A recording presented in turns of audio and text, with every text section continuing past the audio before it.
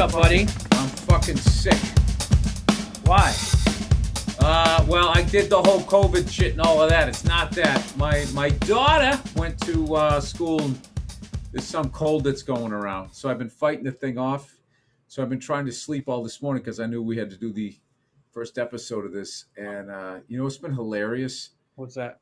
is, when you get sick as a married guy, watching your wife catching herself still about ready to ask you to go do something. Oh, I'm yeah. sitting there laying in bed. And my wife just goes, "Hey, could you?" And then I just give her this look, and she just goes, "You want some green juice?" She's trying to cover it. Dude. She called me. I came downstairs. It wasn't when I was laying in bed. I came downstairs, and I was going to, get some water because I'm trying to flush this because I'm fighting it off. Yeah. Right. I was up all night making this birthday cake for my daughter, and you can't apply the frosting when the cake is still hot or it just melts off.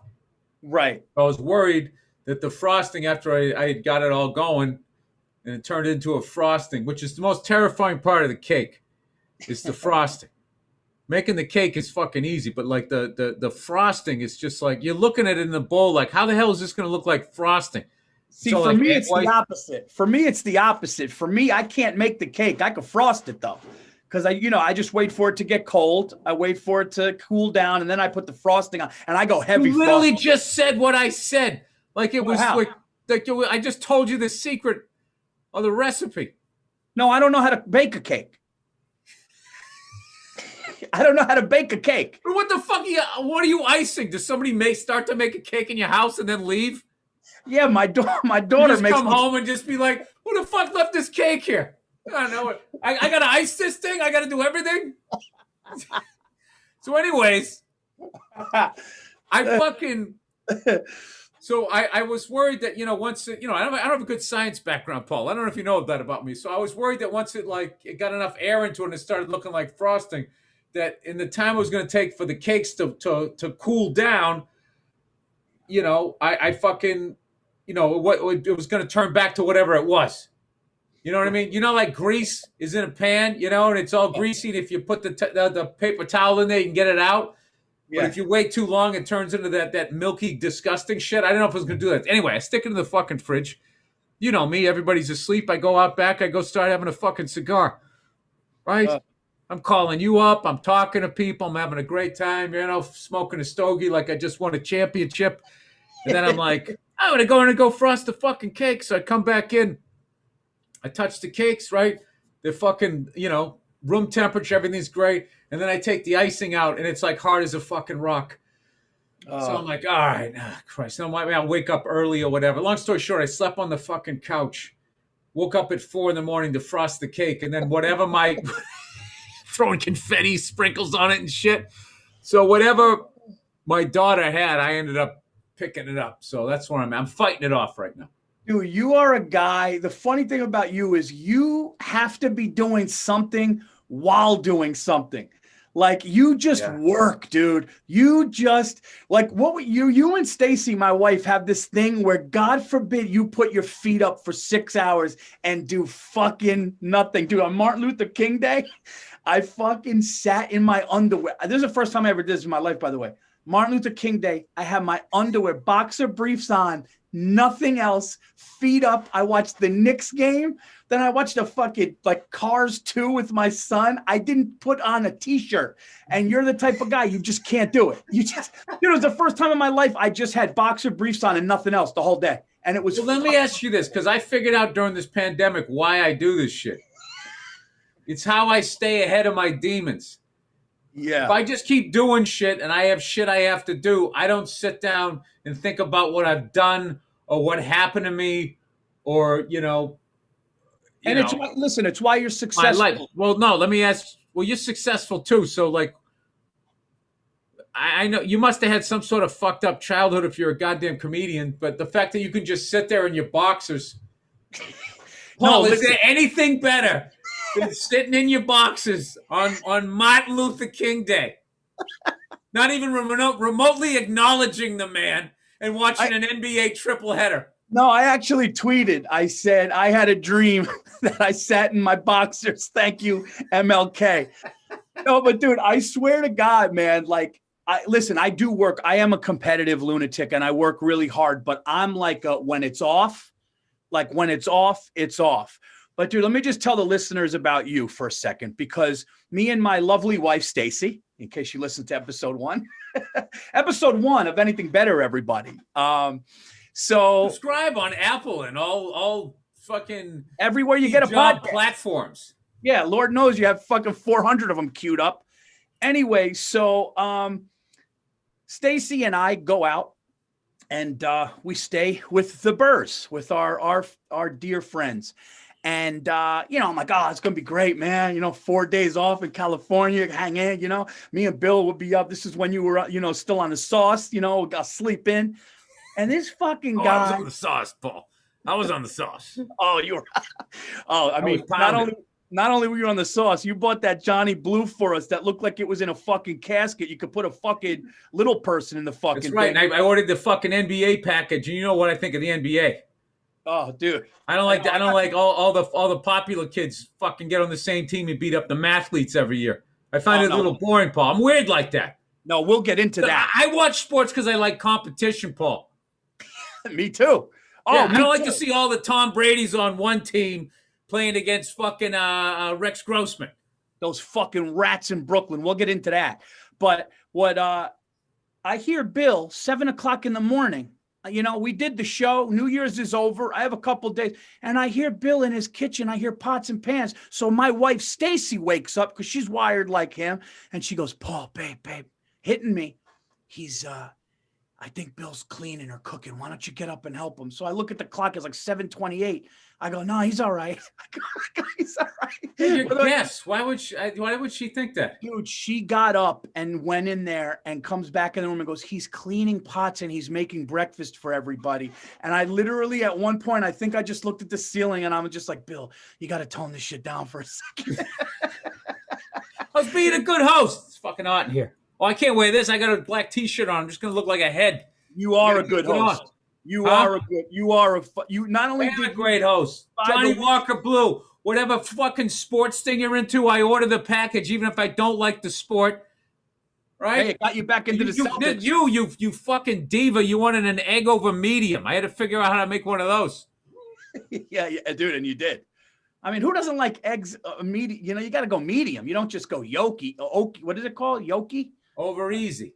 No, gnocchi's the pasta, potato-based pasta. Yoki. I meant yoki. Too yoki? Runny? You know what I mean. Hey, Paul, you wanted to start making up words, I'll roll with you. I'm your friend. Go ahead. What else you got in your little thesaurus between your ears? Yoki. I want to see you order eggs at a diner. Hey, can I get it not medium? Bill. Not over hard. Can I get it like yoki? You want gnocchi, sir? No, yoki. Remember that? The yolk. Am I speaking Swahili? It's got a yolk. Remember we were in the Waffle House and I asked the waitress if they had eggs Benny?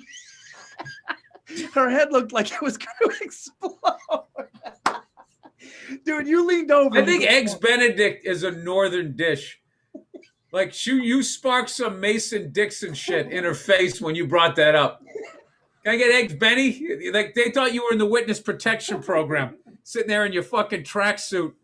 Dude, she stared at us for about 5 seconds and just didn't know what. And then you just leaned in and you go, Paul, you out of your fucking mind? Yeah, no. For those who don't live near a Waffle House, I mean, I think at this point, anybody who's ever been down there, you know the menu, right? You just know it. Like there's no Eggs Benedict. No. What are you doing? Bill, you said something the other day. I wanted to get into this on this episode. I say a lot of things, Paul. Doesn't mean they're right. You texted me a pair of sneakers and you made me laugh because you said, can we reel it back? And I was thinking about reeling it back on a couple of things. And those sneakers that you sent me. I sent them like the latest. They were Jason Tatum. I love the Celtics. I love Jason Tatum. But his fucking sneakers are a prime example. Like, what the fuck is going on? Yeah. It looks like you like what is that, modern art or something? Like it used to be. At least they had the team colors in there. Yeah. Yeah, Jason Tatum. It's like he trapped like 4 cougars out trolling for young Dick, and he took their pants like that dude in Silence of the Lambs when he's making the fucking skin dress out of chicks. He took their fucking Def Leppard pants and sewed them into a shoe. Those are the ugliest sneakers I've ever seen, dude. And I love sneakers, but I'm old school, dude. I like the old Jordans. I like the Air Max 1s, and I'm a Rod Laver, Rod Laver's the only old school thing. That's how old I am in that. Well, Rod Laver. When I saw the first pair of Jordans, I thought those were the ugliest things. When they were all black with the red, I thought those were the ugliest fucking sneakers I had ever seen in my life. Even on the court, you thought so? Yeah. But dude, I mean, I'm not saying I had taste. Dude, that hurt you a little bit. You go, even on the court? I go, yeah, even on the court. You just go. I don't like this guy. I love them now, but like those original, the ones that had like a little bit of white in them, I didn't mind. But I was going from like, dude, when I was a kid, if you had Adidas and they had 3 stripes on them, it was just like, oh shit, look at that. Dude, I swear to God, some of the sneakers, they look like fucking, you're looking at an aviation like weather chart, like high pressure systems and shit, which I still can't read those things, but I don't know. Let's talk a little sports here, Paul. Let's try to steer it into why we're doing this goddamn thing here. Okay. All right? So, Paul, you and I historically have gambled against one another. Our friendships has remained intact.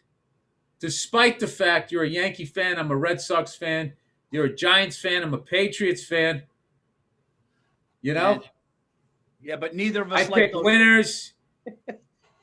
Look, my only losing team, my problem child is the Knicks. It always will be the Knicks. But, you beat me twice for the Jimmy the Greek trophy. For the people that don't know, me and Bill, for 2 years, we picked 4 games a week. And Bill would call up, you know what? I'm just going to give you the fucking $100. They don't give a fuck, this and that. He'd end up winning the thing. How do you call that? Dude, I cannot gamble. I take it so fucking personally. And I will, like, if I lose a bet, like within 3 minutes, I'm going to be talking about Oswald and how he didn't act alone. And how it's all tied into the fucking Chargers versus the Jaguars. Like, I can't handle. Like the amount of fucking times I am winning a bet, and I am so right until the final like 8 minutes of the game, and then people go, yeah, they still won by 14. It's like I don't want to get into it. You are the only whatever the fuck that white spot is, that white dot. It is driving me nuts. It's not on my camera.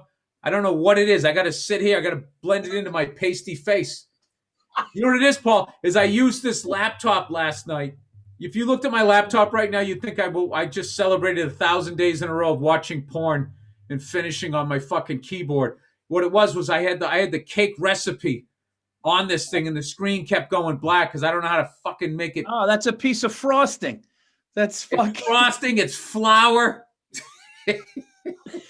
I got half the fucking cake onto this goddamn thing. Bill is the only guy who will watch Phillip Rivers throw 2 picks and turn it into climate change.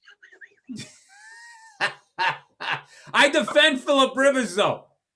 He gets a lot of shit. Got goddamn fucking North Star. He retired today. Good for him. He retired. Go home and enjoy his 26 children. Yeah. I hope he saved his money, man, having to put all those kids through college. Jesus Christ. But you know what? Maybe his wife's an athlete too, right? If his wife's an athlete too, they got a good chance at a scholarship. Because a lot of times those athletes, opposites attract. They marry some clumsy broad, and then their kids aren't that good at sports. Dude, how do you have it's like, oh, Phillip Rivers is your dad. It's like, yeah, but I'm also cut with my mom. It's like drugs that have been stepped on. There's too much X-Lax in it. I hate to say it, but the proof in that is kind of Jordan's boys probably got some of the mom, they're not as tall. They don't have that body. Jordan has the prototypical If you like put a basketball player in a machine to come out, that's what Jordan looks like. But let's get. They also say like talent skips a generation, which I think is a nice way of saying your dad was a douche and he didn't take you out in the driveway to shoot hoops enough. How does it skip a generation? That doesn't make any sense. Well, we've always said this, and I've said it many times. If your children don't like the sports teams, if the kids that you fucking raised don't love you enough to like your sports teams, you fucked up somewhere. My son Lucas, for better or for worse, Knicks, Giants, Yankees, and he wants to. And it's when are you going to get a hockey team, Paul? I know. No, you can't because there's too many games and they overlap. Like tonight, the Celtics got a game, I think, and then tomorrow, the Bruins play the Flyers. Dude, have you heard about the NHL schedule this year? Yes, I did because of COVID. They got to play all like within their region, right? Yeah, it's going to be wild. And they were talking the other night. They're going to say these guys are going to get fucked. They're going to get sick of playing each other. He goes, which is going to be great for us because I think it's going to be fights, maybe a little more old school. Yeah, the first the Bruins game, we played Jersey the first game. Then the second game, we played Jersey again. And right in the beginning, Miller fought some guy on Jersey because he took some liberty or some shit in the first game. Just right out of the gate, it automatically happened. And I know, as a basketball fan, you guys always ask why they fight and shit. So there's a great book that I'd give to you, but I know you're never going to read it. It's called The Code. I've given this guy like half a dozen books. No, and then he tries to play it off like he read it. You know what I figured out you weren't reading them when I gave you the Hollywood Henderson book and you didn't fucking read it. I still have it and I will read it. And it's signed by him, so I have to read it. I will read it.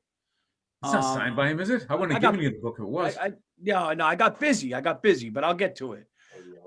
Busy? You sound like that guy in 48 Hours. He pulls up to get the Porsche after like 5 years in jail. Where you been? Dude, by the way, busy. Let's go back to Phillip Rivers. You imagine having 11 kids after you coming home from throwing 3 picks? You probably still feel like you're at the stadium. There's like 11 kids. Oh, Dad, you suck. He's trying to eat eggs. Thank God he didn't raise his kids in Philly. They would have been throwing that dinner at him. Oh, dude, he's got one kid crying because the kid's getting made fun of. His daughter's asking him to go out. He's just like, for fuck's sake, how much money do I have to make?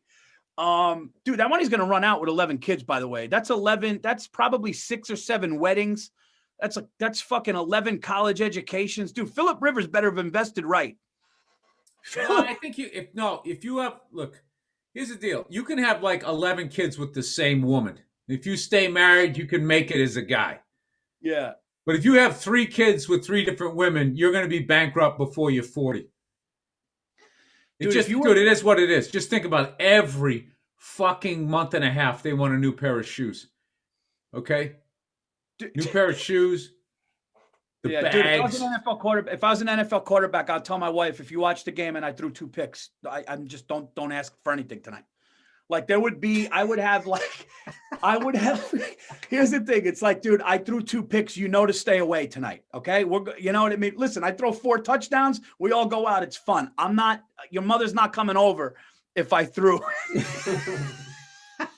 Dude, you know what's funny about that? Is that it totally makes sense. But like, if you actually told them that, you'd be better off just being grumpy and not saying anything. You let them you have to let them figure it out for themselves. Because if you said that, it's like you drew a line in the sand and then they got to start crossing it just to see like, wait a minute, is the game more important than our relationship? Literally her inner thoughts echoing in the foyer of this fucking mansion that your talent bought. And she's still going to come at you. I mean, whatever. I don't understand, Paul. There's like 16 games, okay? Oh, Jesus. First place, second place, you still get a check. I mean, I just feel like for me, I missed the Paul before the season. Why can't you be him? Why can't you be him every Sunday, Paul? Dude, you just made me remember something. When we were in Canada and we did Edmonton. We would drive in the car and we would say, all right, man, you do that joke and I do this joke. And you said something to me. You go, dude, you're going to do that? I got to be in the room for that, dude. And it went so bad. I go on stage and I go, you know, you said I did. You go, I can't believe you did that. You go, but you go, Patrice would have loved that. We were talking in the car. I go, you know, every time I go to a dude's house, rest his soul, every time I go to a dude's house and I see the wedding picture, the wife in the wedding looks like she's been training for a fucking decathlon. You see her jawline. She's fucking clearly with a personal trainer. She looks the best she's ever going to look. And I go, and then I just said, dude, in front of like 3,000, it was at a nice theater. I go, you know, a couple kids, I go, goes to shit. I go, I'm not saying you need to be like, you know, the way I go, but just give me something. Go medium. I go medium down the aisle. So I kind of know like something, dude. And you just heard one guy in the theater. You just heard, dude, you could hear a pin drop. I was having a decent set until this. And you just hear one guy go, oh my God, dude. I fucking ate my balls the rest of it. I go, you know, just like, let me know what to expect the next 40 years. Can you at least be medium and not perfect? And dude, it did not go well. Give me a heads up. Yeah, I remember that. That was Edmonton, Alberta. I wouldn't remember the city if you told me that, but I do remember. Yeah, that's the thing when you go on a road with the comedian. Oh, when you bomb that bad, you remember the city. Yeah. Yeah, dude. I just know whenever I'm on like a road gig with the comic, like back in the day, driving to a gig, you're just riffing and shit, and then you just get into like a bubble. Like all these people online that just talk to the same like-minded people on Facebook and the social media, you know, yeah, I think the world's flat too. And all of a sudden it starts making sense. And next thing you know, you're on a boat going to Antarctica to look at the fucking ice wall. That's what happens with comics. You get in a car and you're forgetting that the rest of the world didn't hear the conversation leading up to it. And they're also not stand-up comedians. They maybe didn't have the greatest childhood, but wasn't as bad as yours. And then you come out with some shit like that. They're on a date. They're trying to get laid. Yeah. Dude, I'll never forget. He goes, oh my God. And it just was bad, dude. But I got to be honest with you. Listening to you tell it again, I can't believe it didn't work. I don't know. Maybe it wasn't polished. You know what it is? I think you had to plow through the silence and the oh my God and just keep going. When I said then it goes to shit, when I said and then they all go to shit, I think I did it wrong where I wasn't doing it in an understanding way. Oh, there was a tremendous lack of empathy in that joke. That's why I liked it. That's why I wanted to see you do it. That was just it just wasn't. Hey, we had the play. It just wasn't executed. Who's that guy on Nashville? Not Nashville, Tennessee Titans. Derrick Henry. Oh yeah, you came out. You gave a Derrick Henry stiff arm to that crowd, just forearm shiver. By the way, dude, who the fuck is that number 45? He played for LSU, not number 45 on defense for Tampa. Dude, I don't want to say I called it, but I was texting about that guy. 45. I go, that kid Devin White's an animal. And then, dude, did you hear the thing that he said in the inside the NFL, mic'd up? He looks at the coach. He goes, dude, I'm going to stick the dagger in him. Watch. And then he got the pick. He goes, I'm going to stick the dagger in him, watch, and then he got the pick. And he's like, it was nuts, dude. But that kid is, I'll tell you what, let's get into these playoffs real quick. All right. Bill, let's you talk about our picks last week. Yes. You were. Well, don't lean into the mic. It's getting too loud. Yeah, we can hear you. Okay. All right.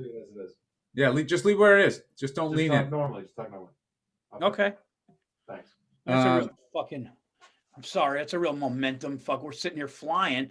And, I know, but if we're flying in it, you can't hear it. If it pops, it's too much. No. Let's just get the. Hey, Paul, they're all cunts. All right. Anyway, so your picks this week, I believe you were 3-1. Is that correct? 3-1. And I hate to say this, the game I lost was the Saints versus Tampa Bay, because I popped in a half a dozen times looking at Tampa Bay during the regular season, and they looked sloppy. Tom is Tom. Okay, but there's only so much you can do. I just didn't think they were protecting him. And I thought they were very undisciplined and took a lot of stupid penalties. I don't know what happened since then, but money's on the game. I'm trying to go 4-0. I'm like Drew Brees, Alvin Kamara. I was liking them a lot. So I ended up going with them. But I did pick the Browns. I had the Browns, and dude, they fucking drove me nuts in that game. Drove me nuts. They had a team that was built to beat the Kansas City Chiefs, who, by the way, are so fucking beatable. It's ridiculous. All of this shit, how they're sitting there blowing that fucking offense. But you got a mediocre defense. Okay, no, so if you come in, Paul, if I'm Paul Verzi. No, I'm saying what you're saying. I'm saying the Chiefs defense is suspect, man. Yeah. Yeah, it reminds me of like in 2008 where the Patriots were like undefeated. We had this juggernaut of an offense, but our defense was only okay. So I was thinking like, man, all we got to do is just run into a great defense, Giants, and that levels it right out. We could have a fucking problem. So that's what I'm saying. I've seen that time and again. I saw Belichick shut down the Rams. For our first Super Bowl, greatest show on turf. It's just a scrimmage. Why did you show up? I've seen that happen so many fucking times. And I just felt the Browns, they had the best offensive line in the AFC. And they have Kareem Hunt and then Chubb, who are the best 1-2 running backs in the AFC. Just fucking run it up the gut. First down every fucking play. You don't got to run it every play, but beat up their defensive line. I just thought they had way too much life let in them by the time when they started running, and they had gotten Mahomes out of the game. I mean, they should have won that fucking game. Yeah, dude, I actually was opposite this week. The week before I was 2-2. This week I was 1-3, and the one game that I did win was when I picked Tom Brady.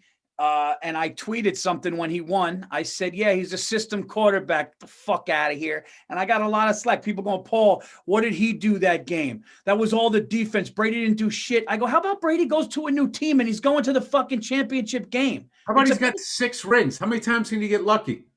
He looks like a douche. He wears Uggs. He's with a model. What is that? He's got a big dick. I'm not happy with that life. Dude, you saw that with Eli. Eli beat Brady and Belichick 2 times in the Super Bowl. Okay, you can say he got lucky the first time. Second time he does it, it's just like, no, this guy's legit. He got shit his whole career. I think it's just because everybody wants... There hasn't been a Joe Willie since Joe Willie in New York. You have not had a pussy-getting quarterback. Well, okay. I was well, Jeter, it was like, listen, Paul, fuck New York and your 9,000 teams, so you always have an answer. I'm talking football. You got 2 fucking teams. You got twice as many chances of anybody else to have another Joe Willie, and just you haven't picked one. No, I guess no. Football-wise, no. Fur coat, started a fucking bar. There's a bunch of mobsters hanging out there. The NFL had to shut it down. I mean, you haven't seen that swagger in 50 years. You want to know what's nuts? What's it called? Frazier. What's his name? You're going Bill Clinton on me right now. No, what's the guy's name? Ignoring what the fuck I just, No. Great country. No. Grew up in Arkansas. Middle of this country, so I saw it 360 around me. Clyde Frazier opened a fucking bar and restaurant in New York City like recently. Remember we saw him looking at the Temptations? Oh, yeah, when we sat courtside there. But Paul, that's what I'm saying. You guys, I don't know what it is. New York City loves a nerd quarterback. Yeah. The quarterback right now is from Duke. You had Eli, who was sort of the middle child of the Manning family, right? Showing up with his Dockers. Yeah. You know what he looks like? He looks like an Eagle Scout. Doesn't he look like he knows how to tie all the knots? He really does. That's what I loved about him. I love that he wore Dockers and tucked in his shirt, but you stuck him out there on the playoffs, he would fucking win for you. What I loved about him, he's a beast. I got nothing but respect for him. I mean, I'm always gonna make fun of how people look because most of that has to do with how I feel about myself. No, listen, his legacy is definitely hurt by his face. I said that on Good Morning Football. He's always mushed in. He always sitting there like this. Yeah. No, I don't want that fucking helmet on. You The just best didn't look good. The best was when Skip Bayless looked at him in the studio, and Skip goes, "I'm going to be honest with you, Eli. I got you here now. I can't say it, behind your back and not to your face." And Eli's just sitting there, and he goes, I said, you're kind of lucky." And dude, Eli just put on a big smile, and like the fucking humble man that he is, he goes, "No, yeah, you're right, dude. A lot of luck with that, man. You're right." And he just sat back, and I was like, "Fuck, that was the best, dude. It was How bad I wish I had that gene to be able to do that. Yeah. Hey, you're right, man. I guess I'm a fucking, asshole. You got it. Dude, I'm Sicilian. Could you imagine the phone call you'd get from me after I did that show? Oh, dude, there's nothing better. Is there anything better? Oh, dude, when Paulie has a bad day, dude, when you leave a message, you don't even say hello. You launch into it. But you're such a nice guy. After you launch into it, then you give me a quick hello.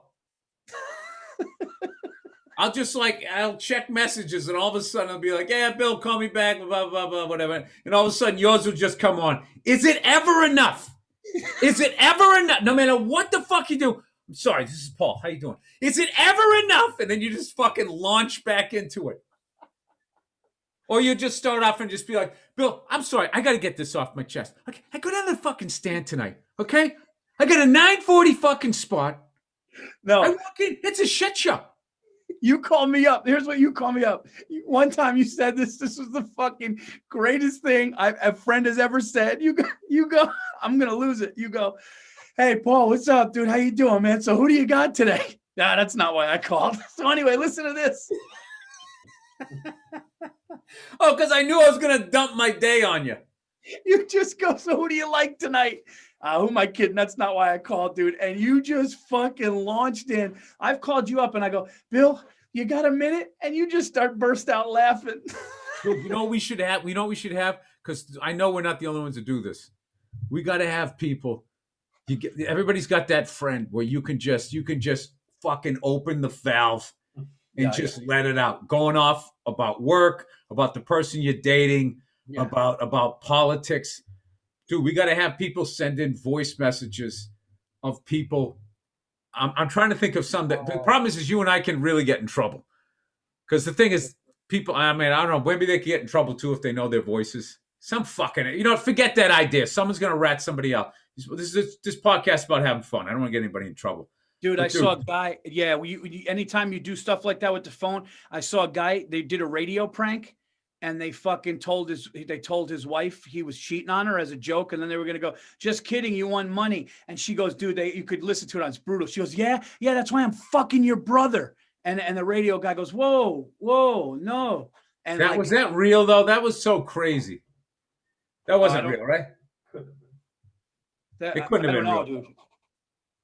I don't know, but the recording was real, and the radio. Don't you hate when somebody does that, when you have a great story and then they just go, "I think it was fake," and then they just leave you standing there in the nude like you are right now with your dumb story? That's why I'm fucking his brother right now.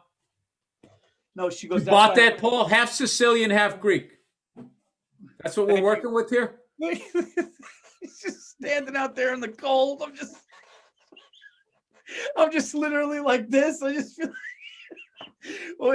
No tie for your robe. Just trying to hold it closed. What? I thought it happened. It's raining. No umbrella. I thought it was real. It happens.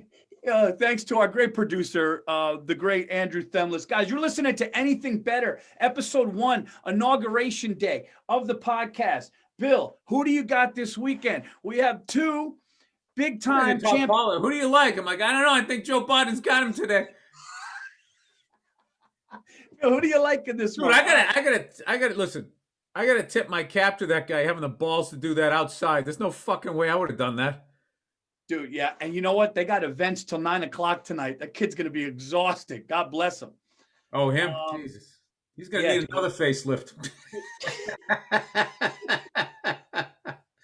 Can a president, if it's going to be 35 to be a president, can they cut it off at like 65, 70? Or like if it goes past 65, but like they need to knock it out. Dude, you can't be 85 years old, any fucking president, man. It's like, Who's the oldest I president? don't. There's this weird thing where, like, you always hear, like, in Asian cultures and other cultures, how much they respect old people and just how, this is America. You get a little mark on your sneaker, you got to throw it out, or your friends make fun of it. And we kind of treat people that way. But there is something to be said about, when they get past a certain age. I mean, I feel like at 52, I'm out of touch with a lot of stuff. That's hilarious. You're talking about people like they're Jordan 1s. Yeah. You're like, dude, that guy's a 52. Yes. All right. right. Jordan 68, 1968. Yeah, I mean, I'll be honest with you. If I felt like, you have to have a certain level of life experience, but then you can't be, as old as Trump and Biden are. I mean, they grew up listening to like that. I mean, not that old, but they were Bill Haley in the comics. That's what I mean. Comics. If Trump got reelected, he's 74. Biden gets elected, he's 76, dude. If this guy goes another term, it's into your 80s. It's like you got to, like, cognitively, something is not. I feel like it should be 35 to be president. You can't be president after 70 unless it overflows into your last term. But you know what? I blame Antifa, Paul. If I've learned anything over the last 4 years, if you back yourself into a corner on either side, you just go, hey, it was Antifa. I'm going to start using that in my fucking marriage. All right, we got AFC, NFC championship games here, Bill. So who do you like? All right, we're going against the spread. Do we got a spread here? We have to go against the spread. Yeah. Hold on. We should have had that probably ready, prepared, right? Hey, here's something. Okay. What I saw the Bills do last week against the Ravens, how fast that defense is and everything.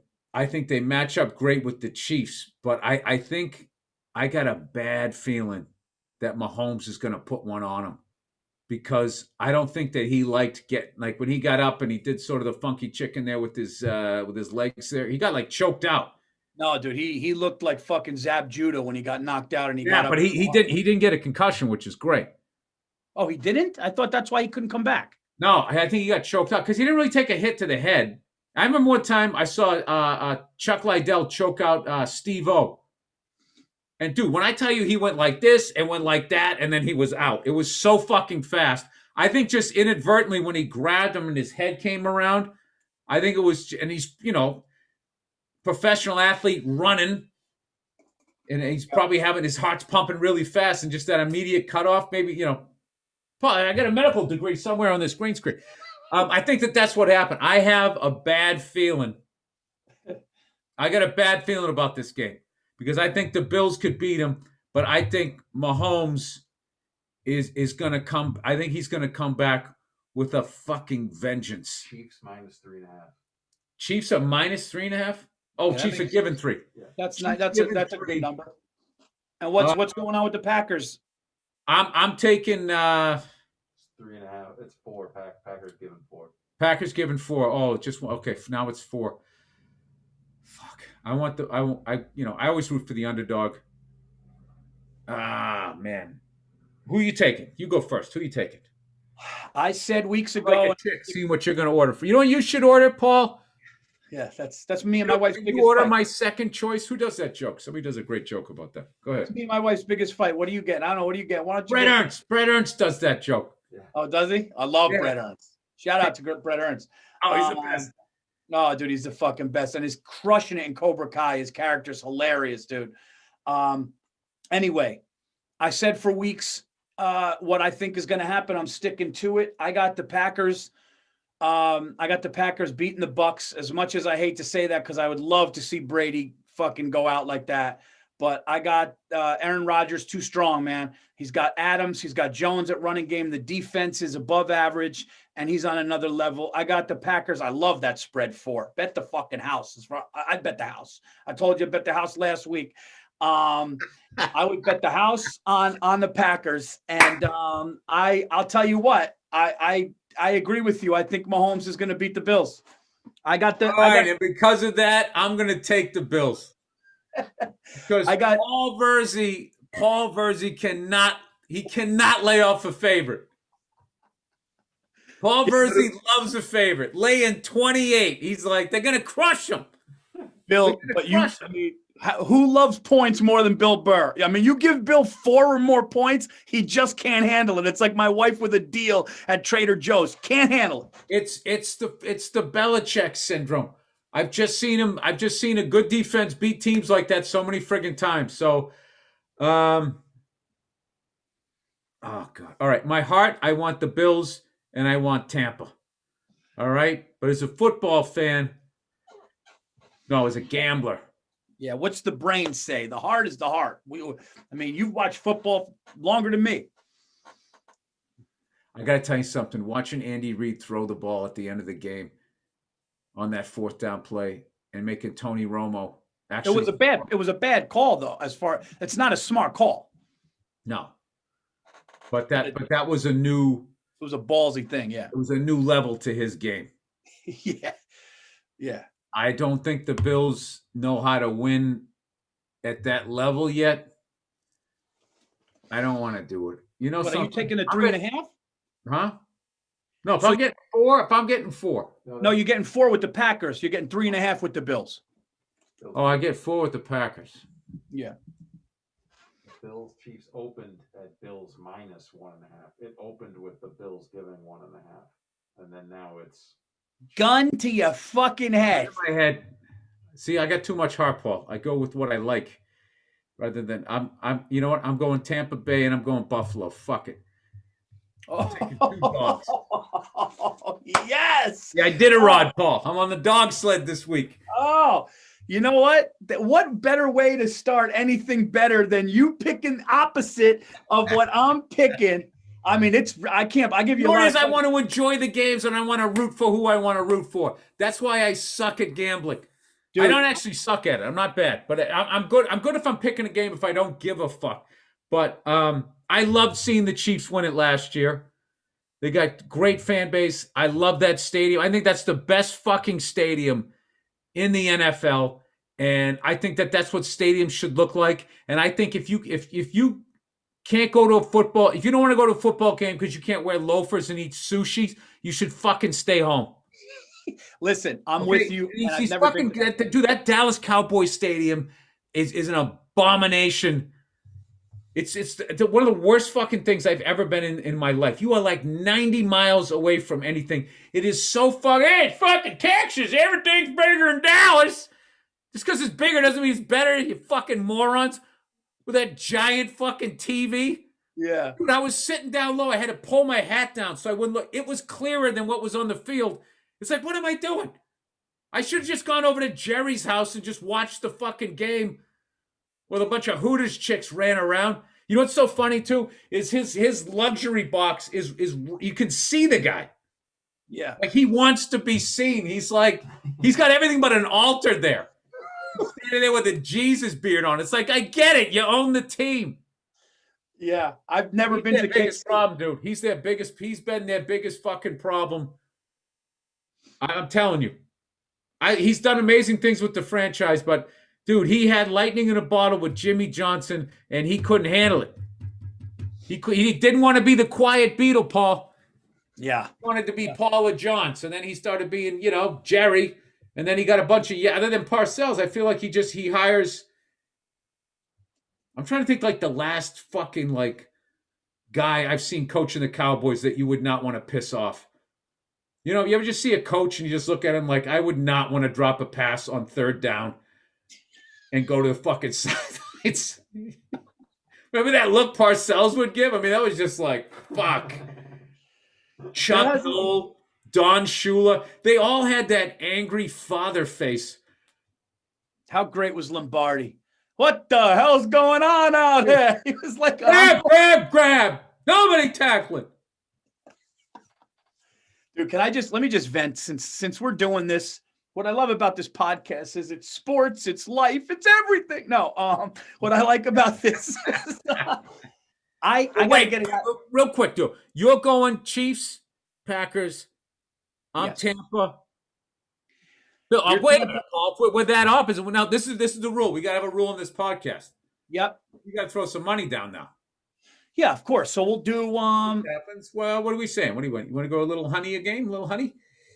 a honey a game. Yeah. Yeah.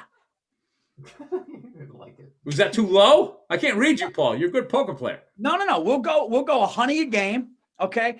Listen, I'm not even joking. I think anything. I mean, if Aaron Rodgers, the only way Aaron Rodgers needs a stroke to lose this game. Poor kid's gonna have to have a stroke to lose the game, as far as I'm concerned.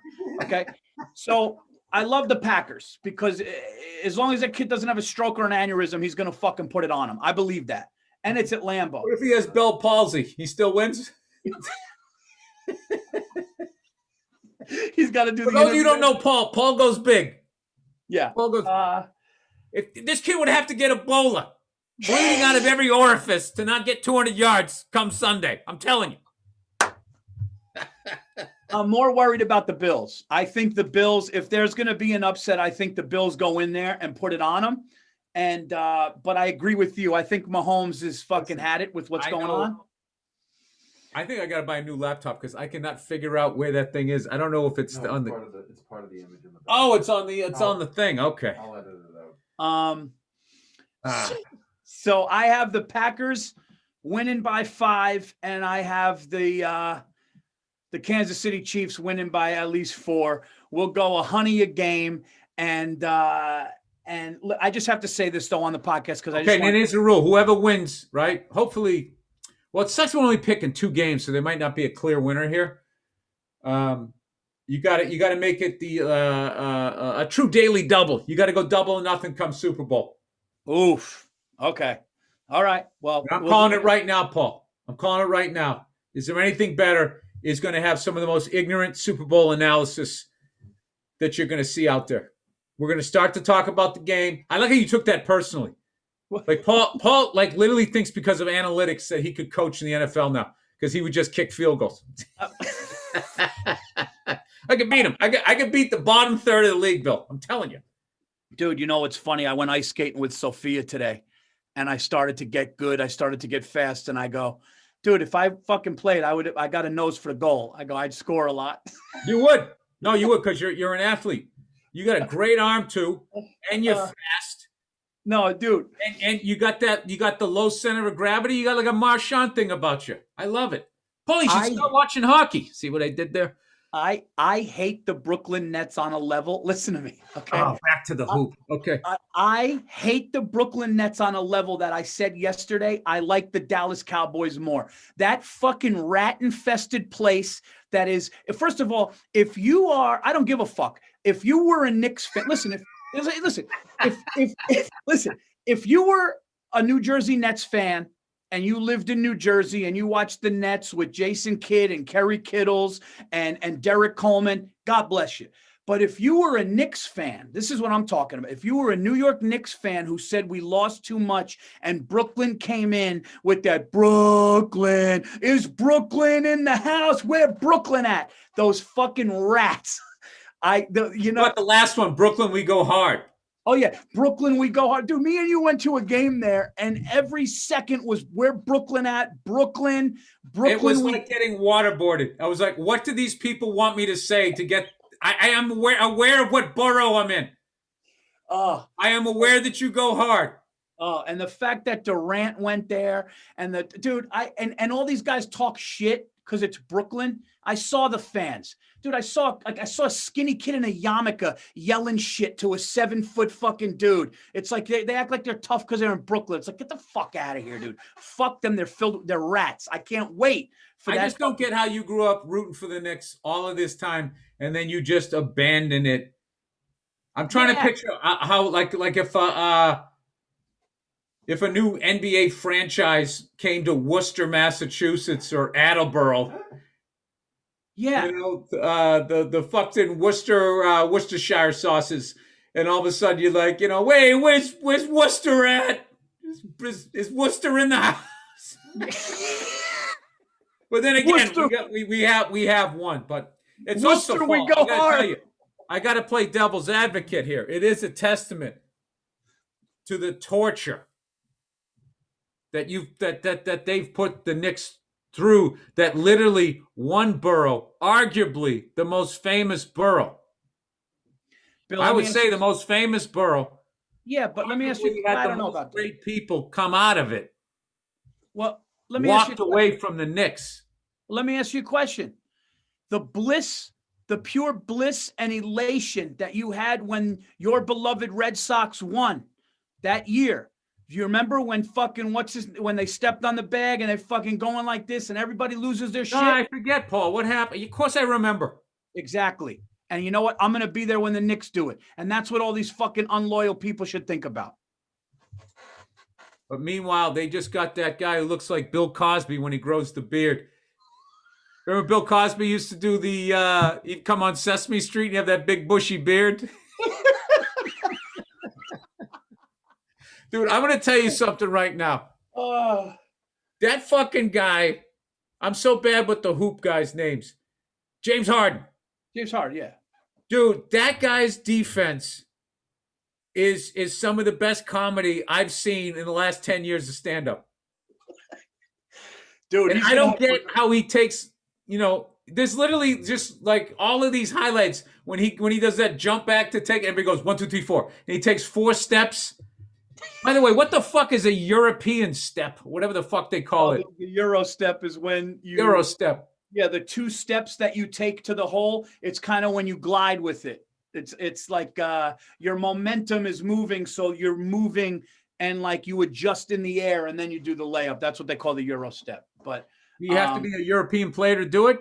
I guess that's where they fucking. Hey, I got actually a name I'm going to throw out to you. Some kid that I saw, and then I watched this highlight video of him, and I was blown away by him. Is it Tyler Hero? Yeah. That kid on the Heat? Yeah. Jesus Christ. Yeah, that kid could I shoot. saw that kid. I always forget the name. What's his face on that's my son loves both of them. Memphis. Oh my God, dude. He just decided the night we went, he just decided they weren't going to lose. And I also like that dude Brooks on Memphis. Is that his name? Yeah. Dude, every time I see him play, he goes 100%. 100%. You know what we have to do on anything better? We have to make predictions of right before a guy retires, how slow his metabolism is going to be, and if he blows out like Bernard King did. Oh yeah, and sometimes you can see it, dude. There's a couple of guys that like the last 2 years, you're like they're going to blow out. That's happened to guys. They've literally eaten their way out of the league, and some of them it was because they were so fucking poor when they were growing up. They were always hungry. That it's like this psychological fucking thing or whatever. I don't know. Maybe that's just some liberal shit. Explaining the way of being a fat fuck. I don't know. You ever just like bring up something and you forget where you heard it or where even the point was halfway through it? That's what that was. That sounded like some liberal woman. Here's the reason why. They can't help it. You sure it doesn't have anything to do with that fucking cheeseburgers are delicious? I know. Dude. Such a sin, dude. It's such a fucking sin. What's a bigger sin is the guys that fucking have to play, for $2,000 a week in Europe because they blew fucking $65 million. That's fucking more brutal than eating your way out of the league. I know. And you know something? Do you remember when Magic said that thing a long time ago that those women are waiting, that they're trying to get you when you get out? And he got in trouble when they were saying it was like misogynistic and shit. And it's just like he's talking about groupies. And those same women that said that, if a woman like that approached their husband, they'd fucking chase him away. Right? Yeah. When did he say that, Magic? Way back in the day when he first got sick. Oh. For some reason I didn't want to say HIV positive. God bless that guy. You ever see that South Park thing where they showed how he beat HIV? Vaguely, I don't remember. They had like a blender and they were just shoving gold and cash into it and it was coming out in liquid form and he was drinking it. Dude, talk about brilliant, those guys. Dude, South Park has been the best social commentary for going on 25 years. Those guys are unbelievable. And what I love about them is they're so fair. They just 360, just destroy whatever subject they're talking about, and whatever they're writing about. And like, I just wish people, I don't know.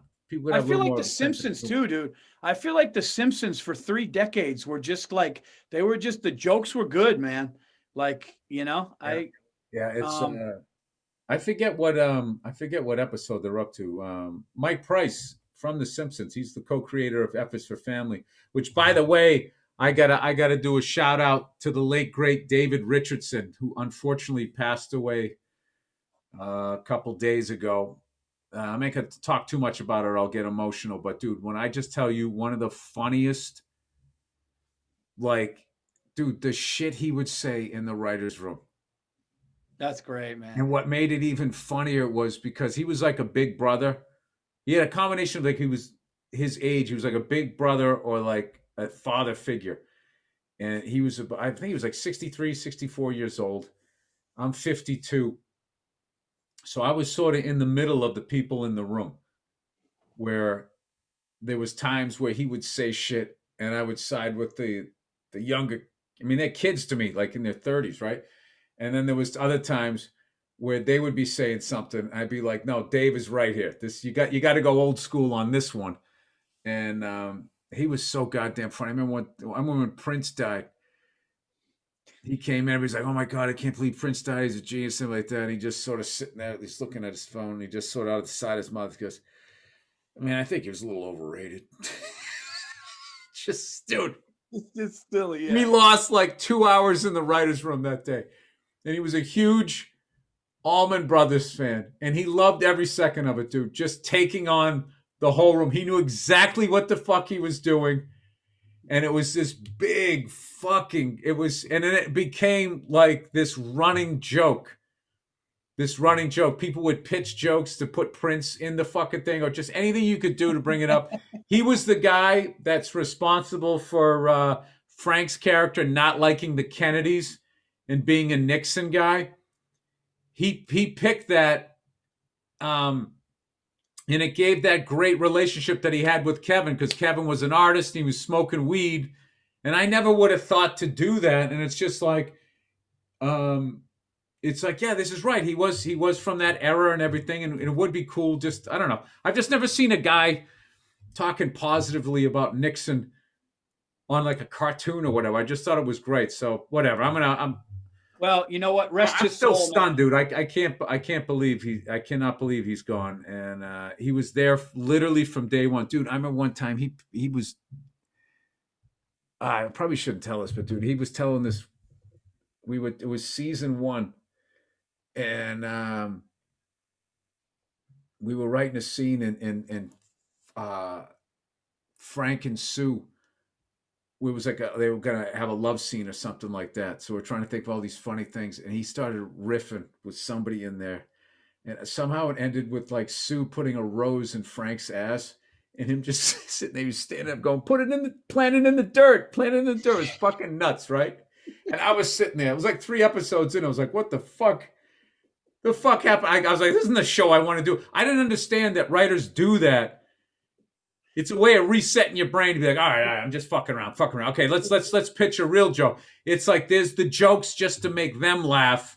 Yeah. Get through the day, dude. Because I gotta tell you, sitting in a writer's room for fucking 10, 11 hours is one of the hardest things I've done in this fucking business, dude. It's brutal. So I remember, like, after that, he must have saw the look on my face, because I was sitting there going like, are they gonna put this in the script? Because I didn't never had a show get to the air.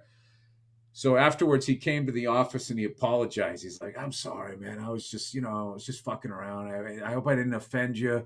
And he was just such a nice guy. Yeah. And I was thinking like, "Oh God, what am I, like the person who gets offended?" I was like, "No. I just thought, like, I didn't think we had to put a rose in his ass." And he goes, "I was just fucking around." Then I felt like an idiot. And then after that, we were just like, I don't know, just like friends for the whole time. And it sucks, man. Dude, Prince is overrated. Looking at his phone is so fucking Oh, funny. dude, threw it away. Oh, and the Dude, timing. he had me like looking up quotes where Clapton. One time, somebody said, "You Clapton, you're the greatest guitarist out there," and he even said, he goes, "Well, then you didn't listen to the new Prince album or something." And then think about Prince too. Dude, the guy played every instrument. I don't even think guitar was his first instrument. I would guess it was like piano, because he wrote songs and stuff. A lot of those guys, it seems like great songwriters are always like piano players. But like that shit, dude, we ended up pulling up. Dude, I'm telling you, we lost 2 hours that day. We pulled up. Did you ever see Prince play the George Harrison tribute at the Rock and Roll Hall of Fame? No. Dude, Dude, what about Prince? I would put that guitar solo up against anything, and we were showing that, and he was just like, he's just all over the place. And he was pulling up Dwayne Allman. It was insane. It was one of my favorite days in the writer's room, and he somehow made Prince dying fun, because then we got to watch all of these great musicians battling it out. Yeah. Just kept stirring the pot. And I remember Mike after a while, because Mike runs the room. He's like, all right, guys, all right, come on, we got to get going here. It's so much lunchtime. And then he would just say another thing. And then the joke became delaying writing. It was so much fun, dude. He was such a fun guy. Great. Dude, what about Prince at the Super Bowl, dude? Dude, what about Prince anywhere? Yeah, he used to do shows at like the Forum. He'd play all these sold out shows there. And then afterwards, he would go over to the House of Blues when it was across the street from the Comedy Store and just show up and sit in just because he loved playing. Wow. I mean, dude, if you played the Forum telling jokes, would you then go fucking pop in? It's something like open mic just to do more jokes because you loved comedy that much? I mean, the guy was, it's something else. So, I don't know. We got a little sidetracked there. Anyway, no, man. Condolences, thoughts and prayers to his family. He sounds like an amazing person. Sorry that you lost your friend. Yeah. But dude, it sounds like he was a fucking riot. So that's those memories are awesome. Yeah. Dude, this has been amazing, man. And you know what? I want to let the listeners know that even though we don't work together, we don't do stand up together. I'm a few years removed from opening for Bill, but we always had fun on podcasts, and we are back, motherfuckers. Anything better? Episode 1. We got our picks. Bill is taking the lowly, the hapless. No, Bill has got the Bills and the Tampa Bay Bucks. I picked the Bills and Browns last week, and I won on both. I know. Last time that happened in the playoffs. I got Rodgers and Mahomes. Rodgers has to have a stroke to lose this game, as far as I'm concerned. Bet the kids' college on it. Dude, this has been awesome. We're back. Thank you guys so much. This has been episode 1 of Anything Better. Shout out to our amazing producer, Andrew Themlis, guys. This is just the beginning. Well, do me a favor. Watch one hockey game this week. I threw out Tyler Hero. I hope I said his first name right. I'm going to watch the Celtics tonight. We could do listen, I can see it in your face. You're not going to do it, Paul. No. It's like you wanted to get Italian. And I said, hey, you want to go get a burrito or something? I saw it. You had your heart set on it. And your face was like, fuck. I was going to suggest Italian, and now he threw out Mexican. Now I got to get Mexican because I don't want to do this to him. You tell me which game to watch, and I'll watch, just as long as it's not during a Knick game. That's fair. That's fair. Well, you got the New York Rangers. Pick a fucking Rangers game. You know what, dude? My uncle, the first time I ever went to a Rangers game, I was in Long Island, and my uncle took me to the Nassau Coliseum to see Pat LaFontaine play with the Islanders. And I love the Islanders. I know, but I think that's my confliction because that was my first game. But then I've also been to the Garden. So I don't know what to do over here. You know? It's like, do I flip a coin?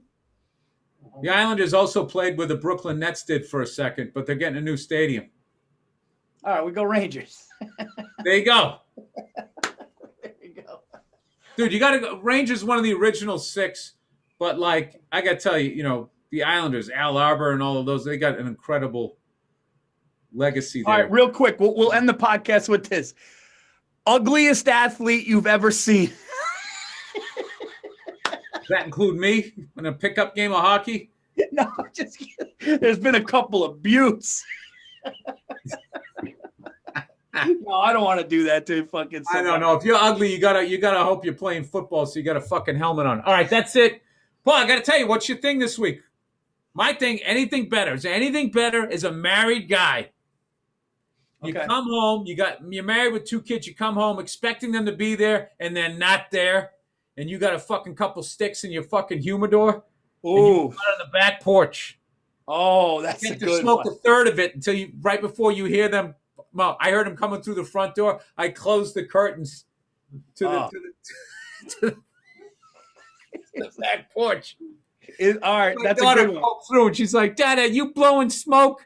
And I was like, "Yeah." She goes, "Stop blowing smoke." All right, that's a good one. Here's a good one for me. Is there anything better than when you and your wife crack an amazing bottle of red, right? An amazing bottle of red, and you know you take a sip, and you know you're having more, and she only wants one, and she's going to bed. Dude, I'll take a fucking bottle of grapes to the head alone, a lot. I just can't handle it. I just, a good cab, a good Chianti. Oh. How do you handle that hangover, though, dude? That red wine used to fuck me up. I could drink that brown shit all day long, and I love 2 glasses of wine, But they did give you that goddamn chalice, like you feel like you should be standing there like a toga.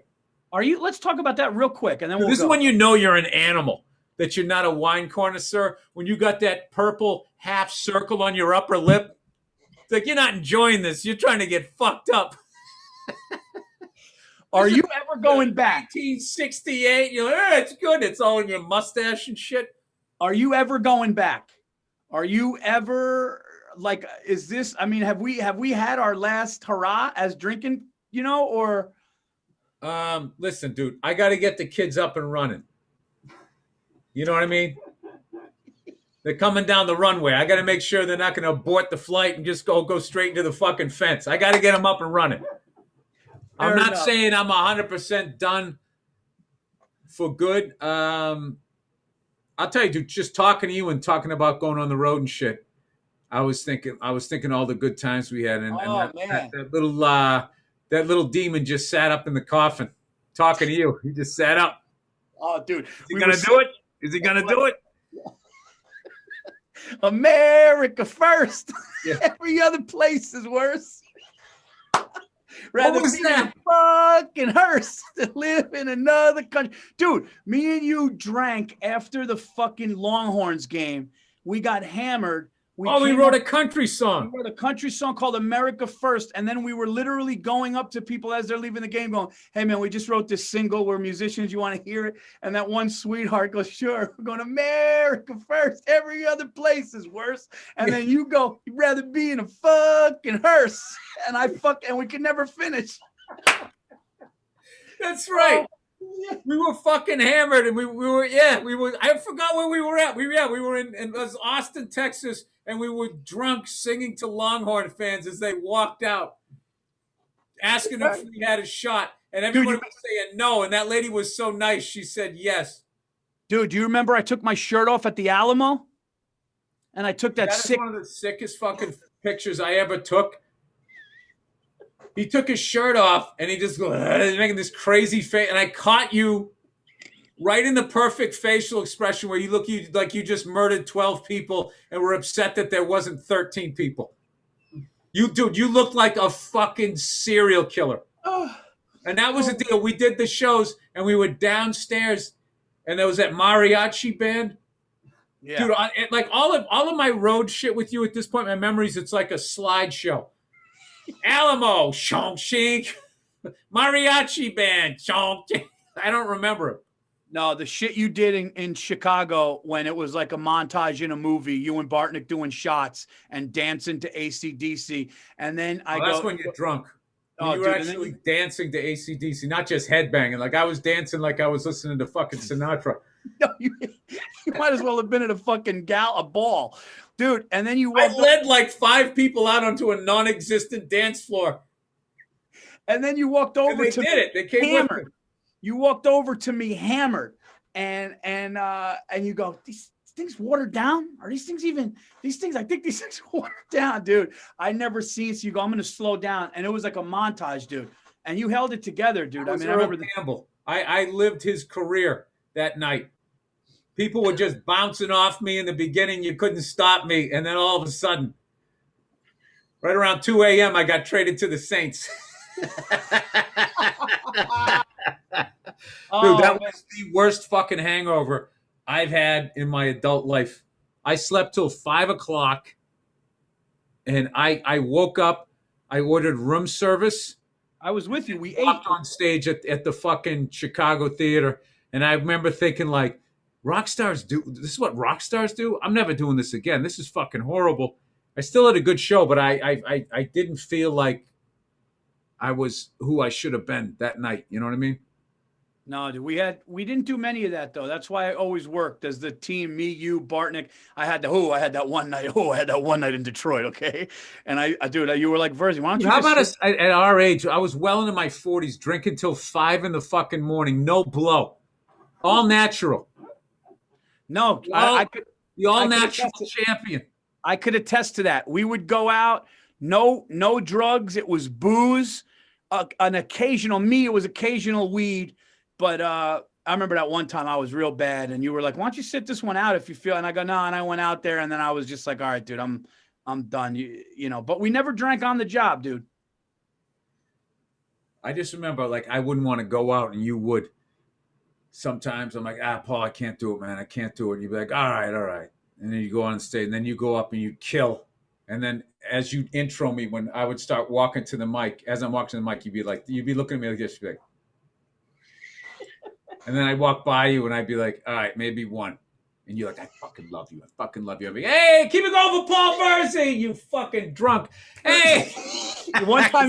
One time you walked up and you go, hey, dude, make sure there's a whiskey poured when I get off. Hey, what's going on? And I was like, it is fucking on, dude. It is fucking on. I wish I could still do that.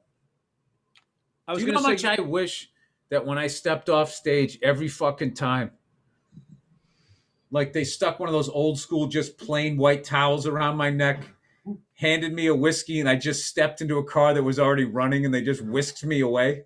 Even if I was going back to a Super 8, just to fucking do it one time.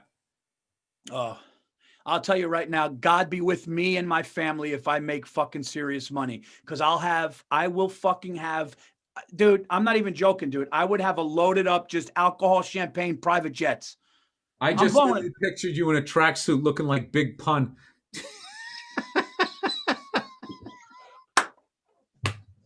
I was going to say, do you have anything to plug?